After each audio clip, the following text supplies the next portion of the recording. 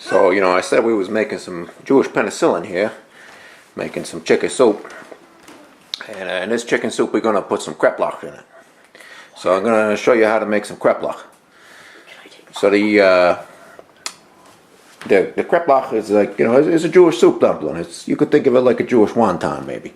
And I'm going to do one that's kind of traditional, you know. It's got a ground meat filling. I'm going to use some ground turkey. So I got ground turkey, I got a carrot, I like a little carrot in there, and I got an onion for that. And then for the other one, we got, I'm going to do something a little different. I'm going to do leek butternut squash and I got some goat cheese here. This is a delicious Haystack Mountain Applewood smoked goat cheese. So I got two different fillings I'm going to make here. One vegetarian, one has got meat in it. And I ain't showing you the dough yet, but we'll do that too. The dough I'm going to make following a recipe from this beautiful little cookbook here called Jewish Cookery. My mother-in-law gave to me. It's, you know, it's a pretty old cookbook right there, and it's got a bunch of Kreplach recipes in it. So we'll use their recipe for the dough, but that'll be later. First we'll get the fillings made, so we got all that ready. So one of the first things I'm going to do is you know, get the veggies ready. So we'll do the veggie filling first. We're going to peel and chop up the squash, and first thing I preheated my oven to 375 degrees because I want to oven roast these veggies to bring out some of the flavor, make that filling, the flavor of that filling really pop when we do it. So oven under 375. I'm going to peel and chop the butternut squash, and then I'm going to, you know, clean and slice the leeks. So I got my butternut squash and my leeks chopped up. I'm going to throw in about maybe a teaspoon of kosher salt on them, and then I'm going to douse them with a little bit of olive oil. I'm going to mix them around after I do that, and then I'm going to let it sit in the bowl here maybe about, you know, 10 minutes just for the salt to kind of start making the veggies sweat just a little bit. So just mix that around. My oven's preheated, and after about 10 minutes we're going to throw these in the oven and get them cooked that way. So there we go, nice and easy. And one thing I like to do when while I'm waiting for the veggies for the salt there to kick in, I like to preheat my baking pan. So what I'm going to do is I'm going to take this, I'm going to stick it in the oven. It's going to be in there about 10 minutes before they even got any veggies on it. And that I think that helps with the caramelization of the veggies and also makes them less prone to sticking. I'm probably going to move up my oven shelf too. I just noticed that's a little low, so I'll probably put it up, you know, about medium in there. Okay, so now my veggie's going to go in the oven now. I'm going to pull this out.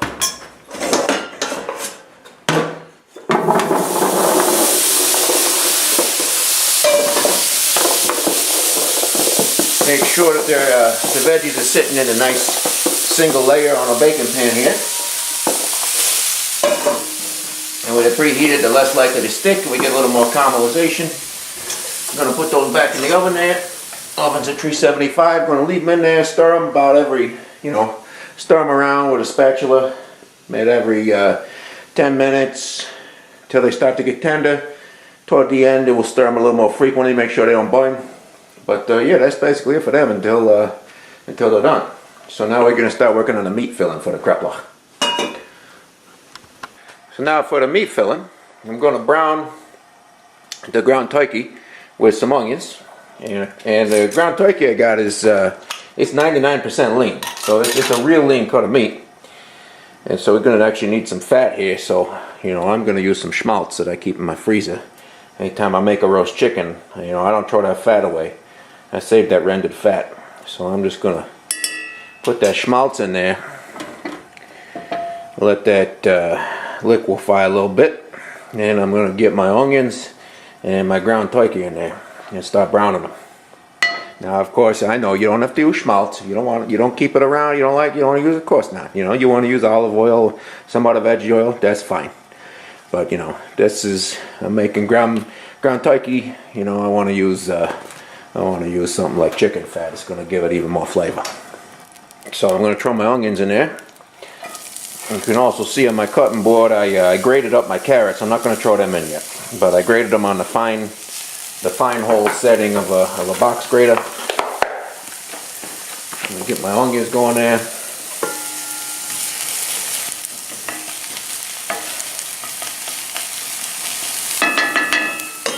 Probably sprinkle them with a little salt, help them sweat a little bit. Turn the flame down now, it's getting pretty hot now. And I'll get my ground turkey in there. And we just, we're going to break it up and let it brown. There we go. You can tell this is white meat turkey there. Real pale looking. It's going to make a delicious filling there.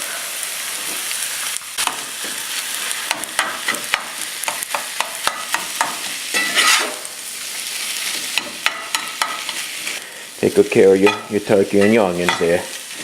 We ain't going to put too much more salt in right now. We'll taste everything for salt, at the end there when the fillings are just about ready to be used. So there we go. This part's nice and simple too. So my turkey looks to be just about completely cooked here. I don't see any pink spots on it no more. So now I'm just going to do a couple more things to finish off this filling. One thing I got, that I use as like a flavor enhancer in a poultry dish like this. This is a, basically concentrated roast chicken. I scraped up all the juice and everything. Last time I made a roast chicken, put it in the fridge. It turns into jelly a little bit because it's, there's some collagen in there. So I'm going to put a little bit of that in there. And you might say that doesn't look too appetizing, like a little meat jelly there, but trust me, it's delicious. That's what the really good, super flavorful, salty part of your roast chicken dish. And that's going to turn to liquid as soon as you heat it up. So I'm just got that right in the middle there. Going to mix that around a little bit. I shook on a little, ground on a little black pepper. And now I'm going to put my carrots in. I don't really want to cook the carrots, but I just want to soften them up a little bit. So put my carrots in there. And now we'll just stir everything together. Maybe cook it for about another minute. And then we're gonna after that we'll take it out of the pan. We'll check it for salt. It's time to check my veggies that have been in the oven. Let's see how they're doing. Let's give them a stir around. Show them a little love, huh? See what we got here. Nothing too exciting going on yet. They're looking pretty good. They're starting to steam. No browning yet, because the oven ain't up real high. It's only on what did I say? 375 the oven's on. So you forget, you let them go a minute too long. You don't got to worry about it too much. Mostly we're just trying to cook them and get a little bit of flavor concentration, a little bit of caramelization, and that nice oven roasted flavor. Back in there, check them in another 10 minutes. Alright, so the meat filling is basically cooked here. I don't have the Kreplach dough ready yet, so I'm going to wait to do anything more with this. But right before we're ready to fill the Kreplach and cook them, what we're going to do is we're going to put some breadcrumbs and some egg in here as binding agents and make it all stick together. And before I get the egg in there, I'm going to taste it one more time for salt and make sure I don't want to see if there's any more things that I want to add to season it. So once your veggies are fork tender, you can take them out of the oven and put them in a bowl. And then I'm going to mix a couple other things in, like I told you. But for now, the oven part at least is done. Alright, let's just see about finishing up this veggie filling for the veggie Kreplach. So I'm just going to mash that up there like that. That looks pretty good. And we're going to take the goat cheese. So this is just a nice soft goat cheese. This one happens to be an Applewood smoked goat cheese, which I like a lot. And now I'm just going to mix this up with the squash and the leeks. And we're going to just see here. You're just going to take a taste now. Same thing. Take a taste, see if you want any seasonings in it. Maybe you want some salt in there. Maybe you want some pepper. Maybe you want some other stuff. I think I'm going to be pretty happy with this as is. But you put in what you like, so that you get the filling the way you want it. Alrighty, so we're just about ready to make the Kreplach. So now I'm going to finish the meat filling. Veggie filling's done. For the meat filling, I'm going to put in an egg, mix that around, and then I'm going to throw in some breadcrumbs. So we'll just mix that up in there. Get the egg all in there. And this is just going to help bind the meat together a little bit so that when you bite into it, it doesn't all fall out immediately. But, you know, whatever. If it falls out, that's all right. So I got, you know, these are some Italian seasoned breadcrumbs. You use what you like. I think it's going to taste pretty good. Alright, so now we're going to make the kreplach. It's kind of like making pasta. So I'm just going to work right here on my nice clean countertop. I'm going to take 2 cups of flour. And I'm going to sift it. I don't have a flour sifter, so I'm just using a nice, medium mesh strainer here. 2 cups of flour. I'm going to throw in half a teaspoon of salt.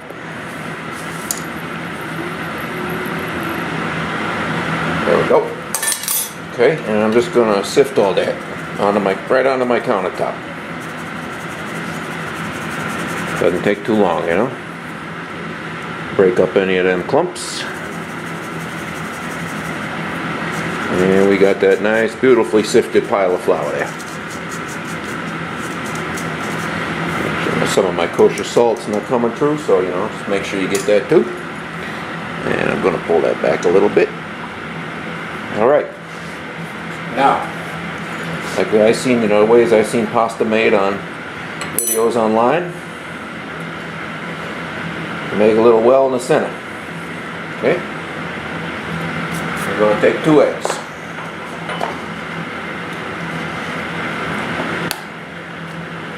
We'll put the eggs right in the well.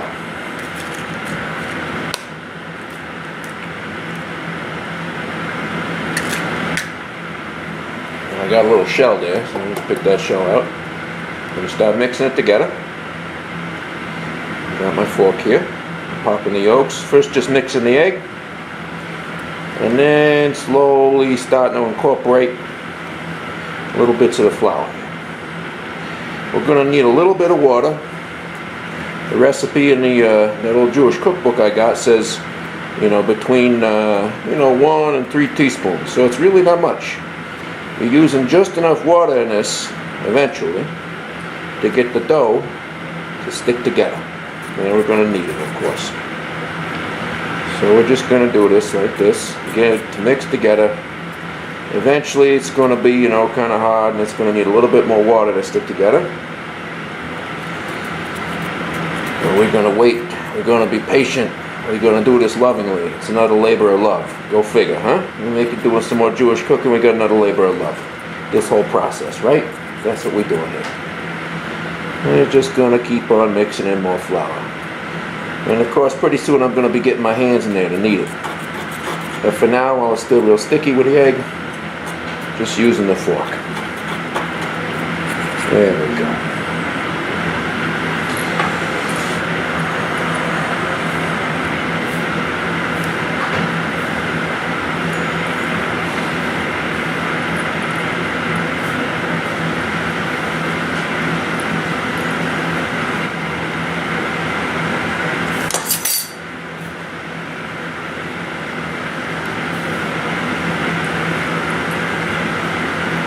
Now you don't want this to be tough.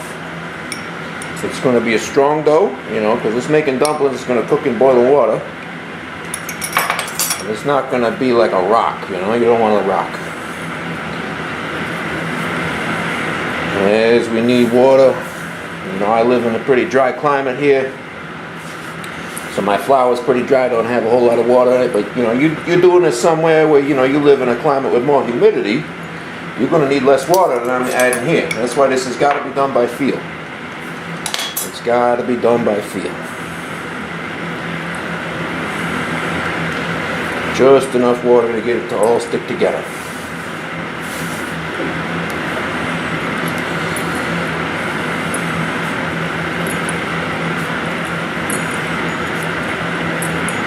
And this is the old, you know, this is one of the oldest techniques for making, you know, essentially making a pasta dough, right? You're just doing it with your hands right here. Simple ingredients, doing it with your hands right on your countertop. No fancy machines. Just you and your food. getting your hands in there, getting it nice and smooth. You can do it in a food processor if you want. I've seen plenty of recipes out there. They say, you know, just put it in your food processor with a blade in there, you know, and just add water little by little until it all sticks together. It's the same idea. But you know me, I like to get my hands in there. That's what I want. I just want to get my hands into the dough. Makes you feel good when you do it by hand. Takes a while, you know, but it's the weekend, so you know, I'm having a good time here. I got plenty of time, you know. My family's getting a little bit hungry for dinner, but we're not too far away from having these dumplings ready now. And I know that I'm making something, you know, something good that's going to nourish them. Something for my kid, you know, who hasn't been feeling so good. You know, this is Jewish penicillin right here. Cures anything. Need a little more water. So I'm adding a lot more water than what the recipe said. You know, they said 2-3 teaspoons. But I think that's because, you know, my flour is probably pretty dry living up here in the high desert, Colorado, you know. This is feeling pretty hard right now.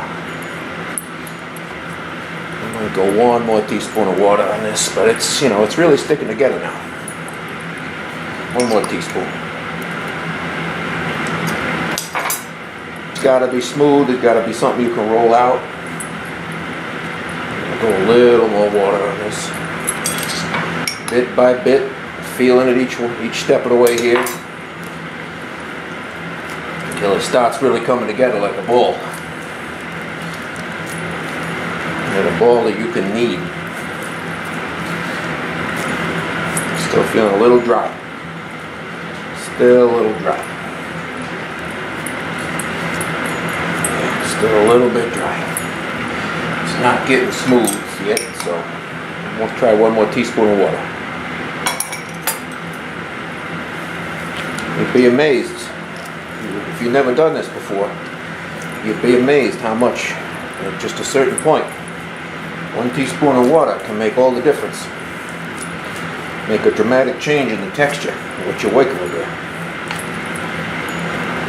So that's why you go slow and careful with it. Now also, while I'm doing this, I put a couple of pots of salted water on my stove top there.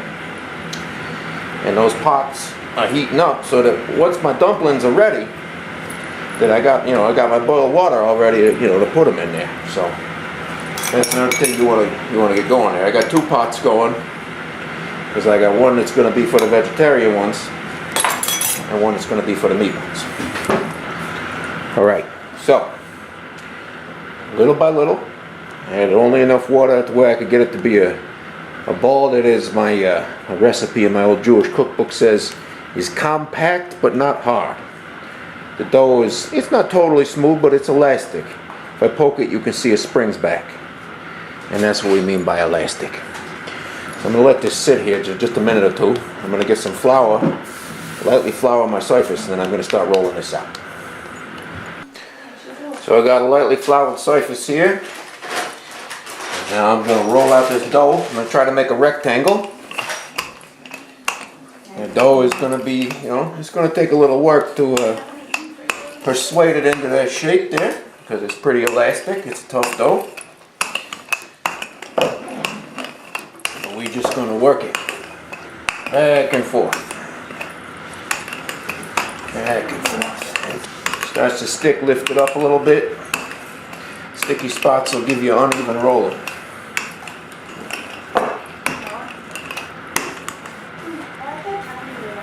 Go. Be patient with it. Starts to stick to your pan or your countertop. Spread a little flour. Be sparing with the flour usage. I see that my dough has a lot of elasticity. It wants to come back. It wants to pull backwards, and that's fine. I'm just going to keep working it because it's a labor of love. It's starting to get pretty thin now. I'm thinking, you know, I want my dumplings to be fairly thin. I don't want real thick pasta in there. I want it kind of thin. So I'm just going to keep going.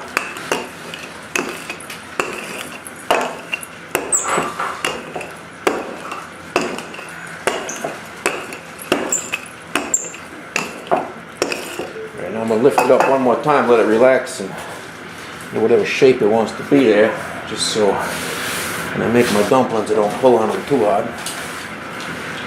Flip it over there, a little bit of flour on the white surface. Working toward that rectangle shape. I think that's pretty thin there. I think right now that's only about a 1/16 of an inch. So now, let it sit for just a second. Very important now that you don't rip any holes in it. Make sure it's loose. Make sure it's nice and even. Don't have any thick spots. Looking pretty good. Maybe just give it one more little roll here.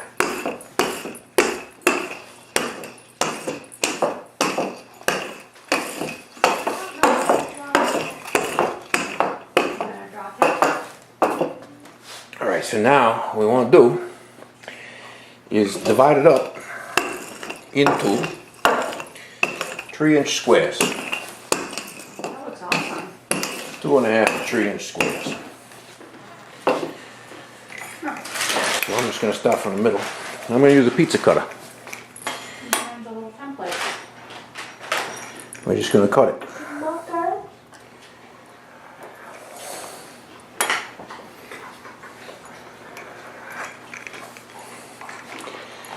And you know, they ain't all going to be the same shape. If I was a restaurant or a company making these, yeah, I'd have to make them all the same shape. Customers want uniformity, but you know, you're making it at home. Part of the beauty of it is you can have any shape you want.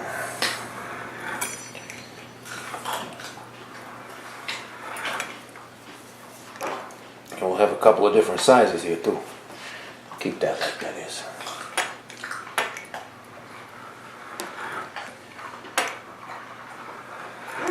And there we go. More carrot. So now each one of these squares needs a little bit of filling in it. And some of these bigger ones, you know, they're going to be bigger kreplach. And some of the smaller ones are going to be smaller. You know, if you get them all the same size, that's, you know, that's nice. You want them all the same size, no problem. Hey, way to go. But if you don't, you know, it's no problem either. Some of these I could even make 2 out of. Maybe I will, because I want more dumplings. I'd rather have more small ones. So I just decided right there. Let's make the vegetarian ones first. I got a little scooper here. I don't know what size scoop it is. It's, you know, it's kind of a small little scoop there. And I'm just going to give a little. That might even be too much. We'll see. Make some of my vegetarian ones here. Let's see how much we can fit in there. If it, you know, if it's getting messy and they're squeezing out the sides, then we know we got too much. You know, the beautiful thing about making stuff at home is it don't have to look restaurant perfect. These are still going to be beautiful. Don't get me wrong. But you know, you wind up with some variation. Well, that's, you know, that's how things should be, in my opinion. That's just like the world. You know, we're all different. Why should every kreplach look exactly the same as all the others? Okay. I'm going to have some extra filling left over. I can see that already. I might make some more dough. I'll make some extra kreplach. Maybe I'll put them in the freezer. All right. Now I did half of them with the vegetarian. I'm going to do this half with the meat.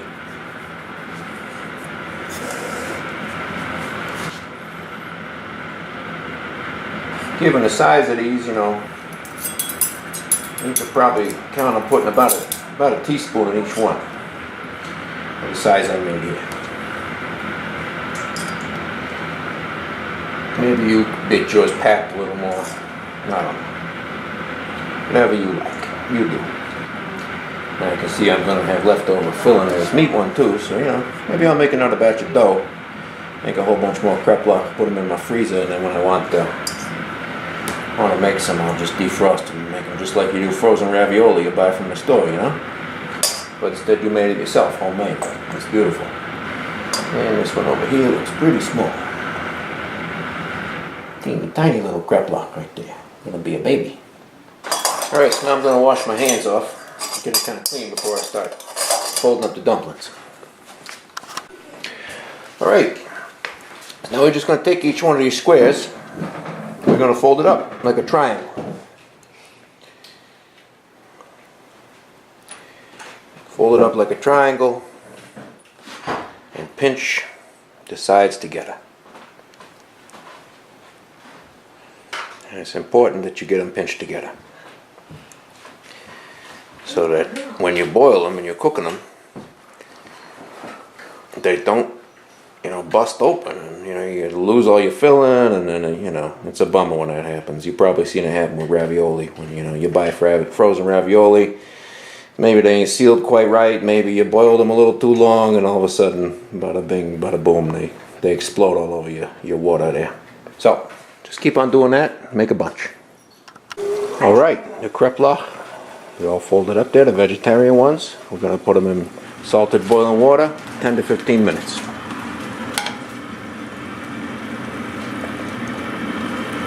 Did what is it? Yes, okay. Get the shredded cheese.